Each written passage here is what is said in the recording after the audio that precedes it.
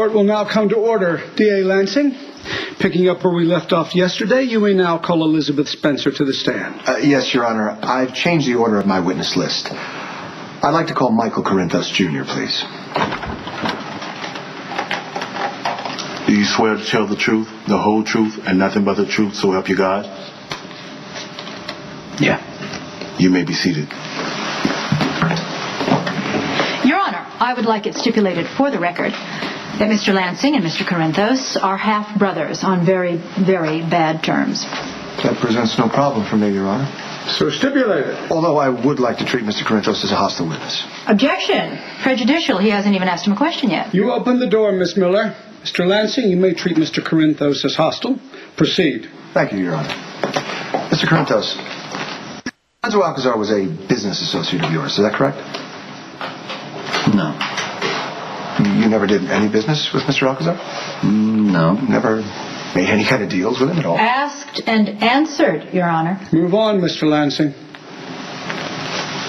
Would you consider the late Mr. Alcazar to be an enemy?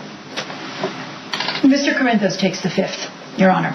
Mr. Corinthos, you're refusing to answer that question? That's correct, Your Honor. Didn't you once shoot Lorenzo Alcazar in the head? Objection! Jury will disregard. Mr. Corinthos is not on trial, as Mr. Lansing well knows. I'm sorry, Your Honor. I'm sorry. But isn't it also true that Lorenzo Alcazar was once married to your ex-wife, Carla? Objection. Relevant. Sustained.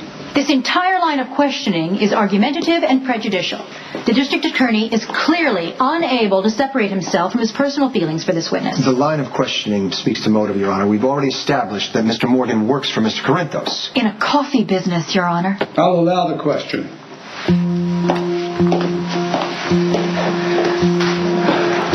Did you order Jason Morgan to kill Lorenzo Alcazar?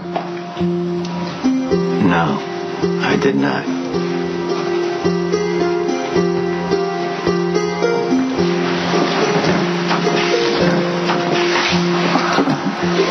Your Honor, the prosecution calls Catherine Howard. Thank you, Miss Howard.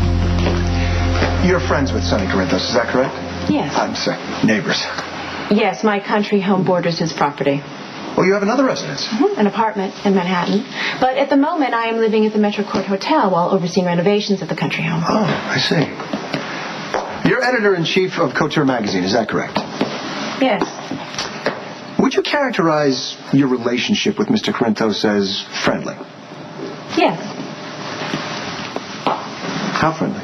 Objection, Your Honor. We have already established that they are neighbors. Sustained. Has Mr. Corinthos visited your home? Yes. On more than one occasion? Yes. Was he on your terrace the afternoon that Lorenzo Alcazar disappeared? I don't mean to be difficult, Mr. Lansing, but I have no idea when Mr. Alcazar disappeared. I did not know him, nor have I been following the details of this case. I completely understand, Miss Howard. Here's a printout. There we go. Printout of your PDA on the afternoon in question. It shows that you were at your home that afternoon in a meeting with Mr. Corinthos. Then I'm sure I was. My assistant keeps careful track of my time.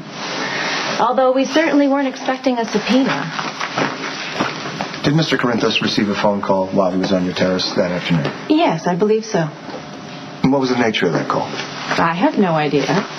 You didn't overhear the conversation? Mr. Corinthos simply looked at the screen on his cell phone, if I remember correctly. Mm-hmm. And what did he say? I have to take care of this, something to that effect. All right. And what happened next? Did he in turn make a phone call? Are you asking me if Mr. Corinthos ordered Mr. Morgan to commit murder?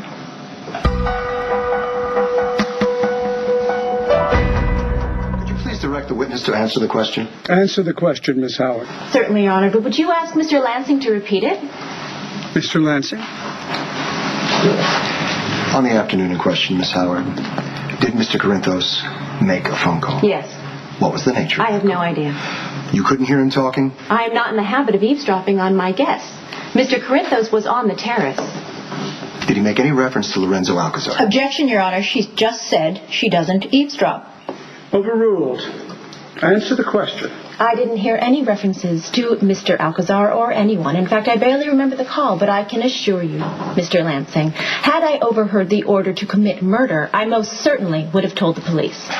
But in all fairness, I do toss the term murder around with great abandon, especially at work. It's always, kill this story, kill this shot, I'm going to murder my assistant, that sort of thing. Did Mr. Corinthos speak in a threatening manner on the call? Not that I remember. I didn't notice a thing.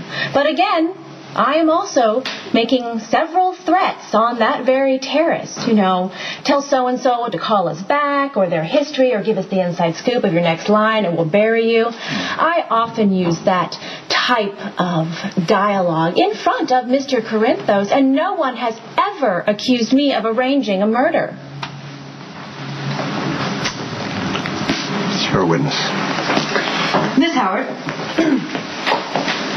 on an average day at work, how many phone calls would you say you receive? 100, perhaps 150. Have you ever received phone calls in the presence of Mr. Corinthos? Yes. Have you ever made phone calls in the presence? Yes, I know. It's rude, but deadlines are deadlines. Other than the phone call in question, has Mr. Corinthos ever received phone calls in your presence? Yes. We both talk on the phone a lot. Mm-hmm. Has he ever made phone calls in your presence? Yes. And to my knowledge, none of them have ever involved an order to kill anyone.